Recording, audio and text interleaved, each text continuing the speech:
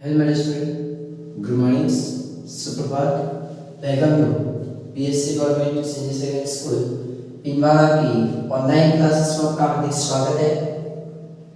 तो आज के लेक्चर्स के अंदर मैं आपको मान की लोच को मापने की विधियां पढ़ाऊंगा, यानी कि methods of measuring the elasticity of demand. कि सर मान की लोच को कैसे मापा जाता है, उसी के बारे में आज हम डिस्कस करने वाले हैं। ठीक है, तो क्लास स्टार्ट करने से पहले बेल आइकन का प्रेस जरूर दबाइएगा, ताकि जो नेक्स्ट वीडियो है उसका नोटिफिकेशन आपको सबसे पहले मिल सके। तो चलिएगा, सबसे पहले आपकी कुल व्यय विधि। सबसे पहले आपकी क्या है सर? कुल व्यय विधि, यानी कि मान की लोच को मापने की विधियों में सबसे पहला है कुल व्यय विधि। यानी कि टोटल 4 विधियां होती है: कुल व्यय विधि, प्रतिशत विधि, गणितीय विधि और एक होती है आपकी ज्यामितीय विधि। ठीक है, ये 4 प्रकार की मेथड्स आपको पढ़नी है। अब देखिएगा कुल व्यय विधि के अंदर क्या होगा सर, तो ध्यान रखना, कुल व्यय विधि में मेथड्स ऑफ टोटल एक्सपेंडिचर सब कहते हैं। ध्यान रखना, इस विधि का जो प्रतिपादन है वो किसने किया है? तो सर इस विधि का प्रतिपादन प्रोफेसर मार्शल ने किया है। इस विधि का प्रतिपादन किसने किया? प्रोफेसर मार्शल ने किया है। ध्यान रखना, ठीक है। और इसी विधि को मार्शल की लोच विधि भी कहते हैं। इसी विधि को मार्शल की लोच विधि भी कहते हैं। ठीक है, और इसी विधि में कुल व्यय और कीमत के मध्य संबंध बताता है। यानी कि प्रोफेसर मार्शल के अनुसार इस विधि में वस्तु की कीमत और वस्तु पर किए जाने वाले कुल व्यय के आधार पर मांग की लोच ज्ञात की जाती है। अर्थात वस्तु की कीमत में परिवर्तन से कुल व्यय में वृद्धि होती है या कमी। ठीक है, यानी कि कीमत में जब आप प्राइस में जब आप वृद्धि या कमी करोगे तो उससे कुल व्यय में जो परिवर्तन होगा कि भाई कुल व्यय बढ़ेगा या घटेगा, तो वो क्या होगा? आपके मांग की लोच में। ठीक है, यानी कि कुल व्यय में। तो इस विधि में इकाई से अधिक, इकाई से कम और इकाई के समान ही लोच पाई जाती है। यानी कि कुल व्यय के अंदर केवल पर आपकी 3 लोच होगी। नंबर 1 आपके है लोचदार, अधिक लोचदार, कम लोचदार। कम लोचदार को आप लोग बेलोचदार भी कहते हैं। ठीक है, और अधिक लोचदार को आप इकाई से अधिक या अत्यधिक लोचदार श्रेणी भी कहते हैं। अब उसमें पहला आपको मैं कह रहा हूं कि मांग की लोच में इकाई से अधिक, यानी कि ईडी ग्रेटर है 1 से, यानी कि जब वस्तु की कीमत में कमी होने पर उस पर व्यय की कुल मात्रा बढ़ती है तथा वस्तु की कीमत में वृद्धि होने पर व्यय की कुल मात्रा घटती है। यानी कि कीमत में जब वृद्धि होगी तो व्यय की कुल व्यय की मात्रा कैसे होगी? कम होगी। ठीक है, यानी कि जो एक्सपेंसेस होगा वो टोटल एक्सपेंसेस की क्वांटिटी क्या होगी सर? कम होगी। यानी कि व्यय की कुल मात्रा क्या होगी? घटती जाएगी। ठीक है, तो ऐसी वस्तु की मांग को क्या कहते हैं सर? इकाई से अधिक, इकाई से अधिक कहेंगे। ठीक है, या फिर आप ये कह सकते हैं कि व्यय की मात्रा क्या होगी सर? घटती जाती है। व्यय की मात्रा, ये सब घटा दो। ठीक है, ये बहुत है कि कीमत में वृद्धि होने पर व्यय की मात्रा घटती है। ठीक है, तो इसे कहते हैं अधिक लोचदार। और ये सामान्यतः क्या होता है? विलासिता की वस्तुओं में अधिक लोचदार होती है। यानी कि यहाँ पर मैं ये कहना चाहूंगा कि कैसे ये इकाई से अधिक है। ठीक है, ये मैंने पहले भी बताया था आपको। लेकिन यहाँ पर देखना है कीमत और कुल व्यय कि जब आपकी प्राइस बढ़ेगी तो आपका कुल व्यय क्या होगा सर? तो आपका कुल व्यय कम होगा, और जब आपकी प्राइस कम होगी तो कुल व्यय बढ़ेगा।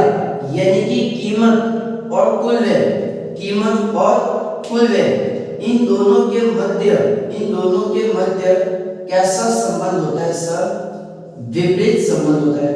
और यह सामान्यतः कहा होता है विलासिता की वस्तु में, जिसमें मैंने आपको कहा था कि अगर सोने चांदी की कीमत में अगर थोड़ी सी भी कमी होती है तो उसकी मांग में कितने कैसा परिवर्तन होता है बताइए। आप देख सकते हैं जब वस्तु की कीमत बढ़ रही है, जब वस्तु की कीमत बढ़ रही है तो यहाँ पर आप देख सकते हैं मैंने आपको क्या कहा है सर कि जब आपकी कीमत बढ़ेगी तो कुल व्यय कैसा होगा सर, तो आपका कुल व्यय सर कम होगा, कुल व्यय कैसा होगा सर, कम होगा, ठीक है।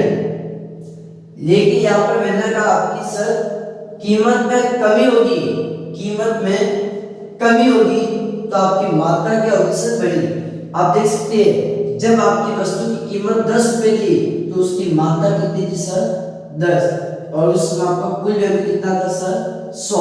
और जब वस्तु की कीमत बढ़ रही है, जब वस्तु की कीमत बढ़ रही है तो उसकी मांग क्या हो रही है सर, कम हो रही है, ठीक है। जब वस्तु की कीमत बढ़ रही है तो उसकी मात्रा कम हो रही है, यानी कि यहाँ पर आप देख सकते हैं कि आपकी कुल व्यय कितनी हो रही है सर, 800 रुपये।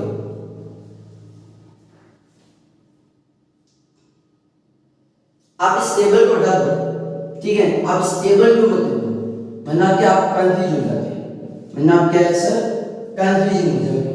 मैं आपको कंफ्यूज नहीं करूंगा बेटा, आप ये तरीके से समझना कि जब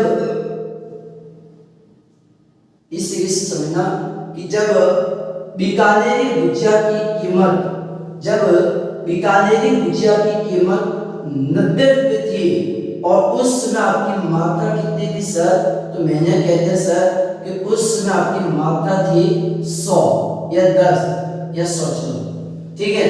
तो उस समय आपका कुल व्यय कितना हो रहा था सर, तो उस समय आपका कुल व्यय हो रहा था सर 9000। कितना हो रहा था सर, 9000। लेकिन आपने कह दिया सर कि वस्तु की कीमत बढ़कर 100 रुपये हुई, वस्तु की कीमत बढ़कर 100 रुपये हुई, तो मैंने कहा सर मात्रा को क्या असर हुआ, तो आपने कह दिया सर मात्रा कम हुई है, मात्रा कैसी हुई है सर, कम हुई है, ठीक है। तो आप देख सकते हैं कि कम हुई है तो कितना हुआ सर, 8000। कैसा हुआ सर, 8000। यानी कि जब वस्तु की कीमत बढ़ी है, जब वस्तु की कीमत बढ़ रही है तो मेरा कुल व्यय कैसा हो रहा है सर, कम हो रहा है। जब वस्तु की कीमत बढ़ रही है, जब वस्तु की कीमत बढ़ रही है तो मेरा खर्चा कैसा हो रहा है सर, बढ़ रहा है, मेरा खर्चा कैसा हो रहा है सर, बढ़ रहा है। देखो यहाँ पर एक अप्लाई होगा सर कि जब वस्तु की कीमत 90 से 100 रुपये हुई तो उसकी मात्रा कैसी हुई है सर, कम हुई है। यानी कि बीकानेरी भुजिया 90 रुपये था, जब 90 रुपये किलो मिला था तो उसकी मात्रा थी सर 100, और उस समय टोटल एक्सपेंसेस भी कितना आ रहा था सर, तो मैंने कह दिया सर कुल व्यय 9000 था। लेकिन जब बीकानेरी भुजिया की कीमत बढ़कर 100 रुपये हुई तो उसकी मात्रा कम हुई, और ऐसी स्थिति में मेरा खर्चा कैसा हो गया सर, कम हुआ, ठीक है। देखो प्राइस बढ़ रही है, वस्तु की प्राइस बढ़ रही है लेकिन इसकी क्वांटिटी कम हुई है, और टोटल एक्सपेंसेस पे क्या हुआ सर, तो कुल व्यय में मेरा कैसा हुआ सर, विपरीत संबंध हुआ कि नहीं हुआ। कीमत बढ़ी, कीमत बढ़ी, कीमत में क्या हो गया सर, वृद्धि, तो यहाँ पर कैसा हो रहा सर, कमी हो रही कि नहीं हो रही, हो रही है। यानी कि उसी तरीके से मैं यहाँ पर कहूंगा कि जब वस्तु की कीमत 10 रुपये थी, जब वस्तु की कीमत 10 रुपये थी तो मैंने कहा कि उस समय मेरी मात्रा कितनी थी सर, ये देखना इस बार टेबल को मैं व्यवस्थित करता हूं, ठीक है। कीमत थी, जब वस्तु की कीमत 10 रुपये थी तो उस समय आपकी जो मांग मात्रा है, उस समय आपकी जो मांग मात्रा है वो कितनी थी सर, मैंने आपको कह दिया कि उसमें आपकी मात्रा थी सर 40, ठीक है, कितनी थी सर 40, तो आपकी कुल व्यय कितना हुआ सर, तो आपका कुल व्यय हुआ 400। लेकिन जब वस्तु की कीमत बढ़कर 20 रुपये हुई तो मैंने कह दिया सर कि मात्रा घटकर कितनी हुई सर, 10, ठीक है, क्योंकि जब वस्तु की प्राइस बढ़ेगी, बस जब वस्तु की प्राइस बढ़ेगी तो मात्रा में सर क्या हो जाएगी, कमी हो जाएगी। तो यहाँ पर आप देख सकते हैं टोटल एक्सपेंसेस कितना होगा सर 20 × 10 यानी कि 200, ठीक है ना, कितना होगा सर 200। यानी कि मैं यहाँ पर यह कहूंगा कि इकाई से अधिक में कीमत और कुल व्यय में कैसा संबंध है सर, विपरीत है। कैसा संबंध है सर, विपरीत है। समझ में आया? आप देख सकते हैं कि जब वस्तु की प्राइस बढ़ रही है तो क्वांटिटी क्या हो रही है सर, क्वांटिटी कम हो रही है, कीमत बढ़ रही है, या ये कह सकते हैं कि जब कीमत बढ़ी तो उस समय क्या हुआ, कुल व्यय कम हुआ, और जब कीमत कम हुई तो कुल व्यय बढ़ चुका, ठीक है। तो ये आपके किसमें होता है, यदि इसमें मांग का भी दे सकते हैं इकाई से अधिक में। जब प्राइस बढ़ रही है तो आपके ये कैसा हो रहा है सर, जब वस्तु की प्राइस बढ़ रही है, ठीक है, जब वस्तु की प्राइस 10 रुपए से 20 रुपए हुई है तो उस समय मेरी मांग कैसे हो चुकी है सर, 400 से 100 पे हो चुकी है। यानी कि जब वस्तु की प्राइस बढ़ी है तो मेरी जो क्वांटिटी है वो कम हुई है, या ये कह सकता हूं कि जब वस्तु की प्राइस बढ़ी है तो मेरा कुल व्यय कम हुआ है। अब यहाँ पर मुझे कुल व्यय शब्द को यूज करना है, किसको, कुल व्यय, ठीक है। कि जब वस्तु की प्राइस बढ़ रही है तो कुल व्यय कैसा होगा सर, कम, और जब वस्तु की प्राइस कम होगी तो मेरा कुल व्यय बढ़ जाएगा। क्योंकि भाई जब वस्तु की कीमत कम होगी, जब वस्तु की कीमत कम है 90 रुपए तो उस समय मेरी खर्चा कितना आ गया सर, 9000। देखिए जब वस्तु की प्राइस मैंने बढ़ाई तो मेरा कुल व्यय कैसा हो गया सर, कम हुआ। आप देख सकते हैं जब वस्तु महंगी की है तो क्या लोग इसको खरीदेंगे, क्या नहीं खरीदेंगे, ऑफ कोर्स खरीदने वाले हैं, और उसमें मेरा कुल व्यय कितना होगा सर, 8000 रुपए, ठीक है। एक बार इसको नोट कर दो।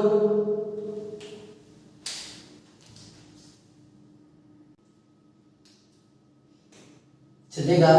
सेकंड आपके मांग की लोच है जो इकाई से कैसी रहेगी सर, कमान, इकाई से कम रहेगी, ठीक है। यानी कि ईडी लेस देन 1 से 1 से कम है, ठीक है। यानी कि कुल व्यय के अंदर सेकंड कौन सा है आपकी, इकाई से कम।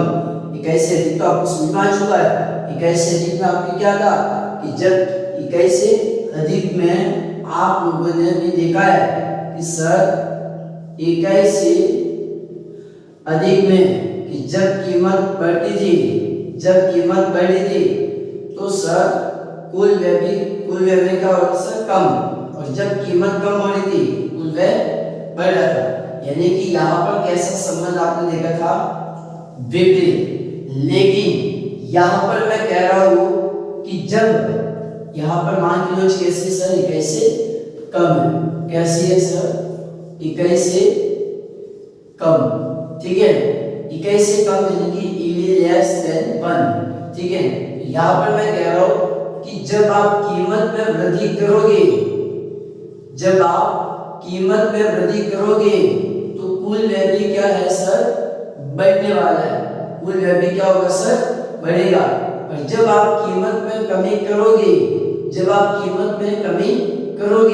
तो कुल व्यय भी क्या होगा सर, कम होगा। यानी कि ये कैसा है सर, प्रत्यक्ष रूप से, ये कैसा है सर, प्रत्यक्ष संबंध बता रहा है, ये डायरेक्ट रिलेशनशिप है। यानी कि ये है जो उसी दिशा में परिवर्तन होते हैं, उसी दिशा में बोले तो समान दिशा में, ठीक है। कैसे, मैंने आपको कह दिया कि जब नमक की कीमत 8 रुपए थी तो उस समय आपका कुल व्यय कितना था सर, 880 रुपए। जब नमक की कीमत 8 रुपए थी तो आपका कुल व्यय कितना आ रहा था सर, 880 रुपए। लेकिन जब वस्तु की कीमत बढ़ी तो आपका कुल व्यय बढ़ चुका है। जब वस्तु की प्राइस बढ़ रही है तो कुल व्यय भी क्या होगा सर, बढ़ रहा है, ठीक है। यानी कि यहाँ पर ये देख सकता हो कि जब नमक की कीमत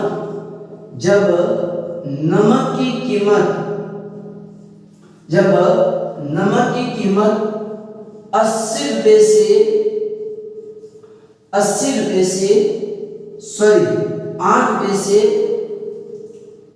10 रुपए हुई, 8 रुपए से 10 रुपए हुई, तो कुल व्यय में क्या परिवर्तन हुआ है? तो सर कुल व्यय 880 रुपए से बढ़कर 880 रुपए से बढ़कर कैसा हुआ है सर? 1000 रुपये हुआ है। ठीक है, यानी कि जब नमक की प्राइस बढ़ रही है, जब नमक की कीमत बढ़ी है, जब नमक की प्राइस बढ़ी है, तो कुल व्यय भी क्या हो चुका है सर? तो मैं ये कहूंगा सर कि कुल व्यय भी बढ़ चुका है। और जब नमक की प्राइस कम हो रही है, तो ये कैसा हो रहा है? कम। यानी कि यहाँ पर कैसा हो गया सर? डायरेक्ट रिलेशनशिप है, यानी कि यहाँ पर आपका मान हो रहा है कैसा हो रहा है सर? धनात्मक हो रहा है। कैसा हो रहा है सर? धनात्मक। जैसा कि आप देख सकते हैं कि जब वस्तु की प्राइस बढ़ी है,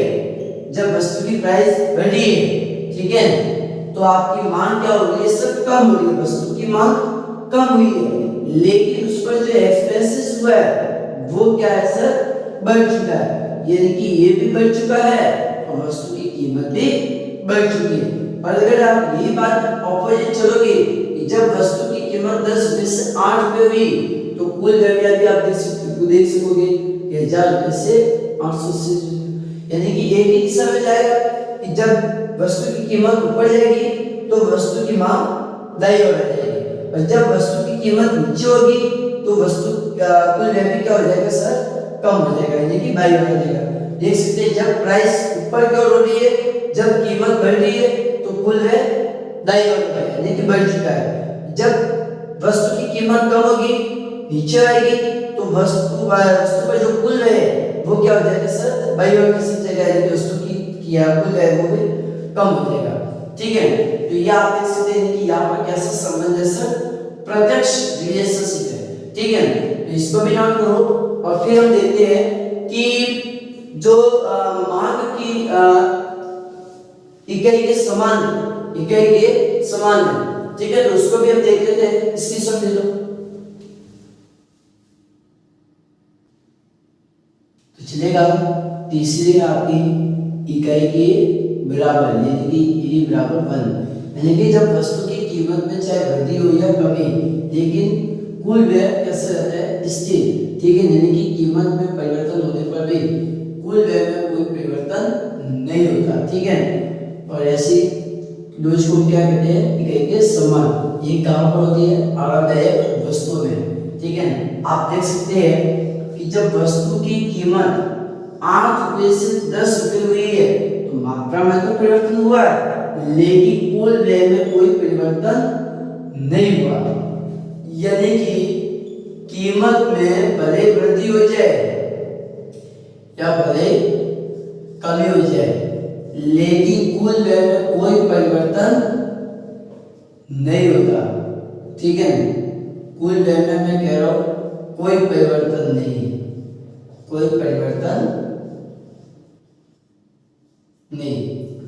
या कमी भी हो जाएगी तो भी कुल व्यय में कोई परिवर्तन होने वाला नहीं है।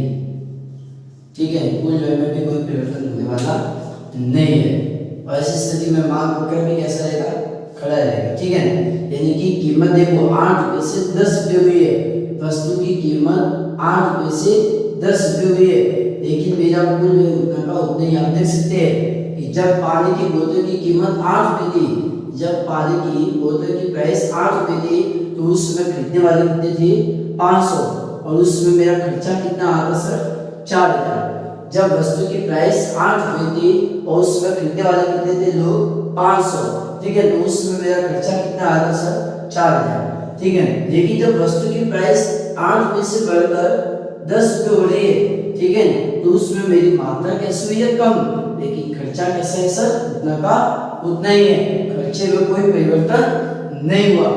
10 रुपए है तो 10 रुपए से 10 रुपए 400 के साथ मल्टीप्लाई करोगे, वैसे भी कितना आएगा? खर्चा चार्ज जारी रहेगा, यानी कि यहाँ पर कोई परिवर्तन नहीं है। देख लो, वस्तु की कीमत में परिवर्तन हो रहा है लेकिन कुल व्यय में कोई परिवर्तन नहीं हो रहा है। कुल व्यय ना यहाँ पे हो रहा है, लेकिन ना बाई और ना दाई ओर, ये बीच में खड़ा, ठीक है। कीमत ऊपर नीचे हो रही है लेकिन कुल व्यय में कोई परिवर्तन नहीं है, ठीक है। तो ऐसी लोच को हम क्या कहते हैं सर, इकाई के बराबर।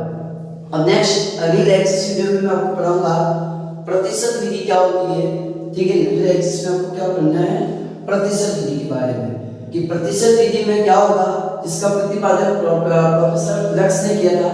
तो फ्लेक्स के अकॉर्डिंग हम देखेंगे नेक्स्ट अगले exercise. Okay, thank you so much, bye.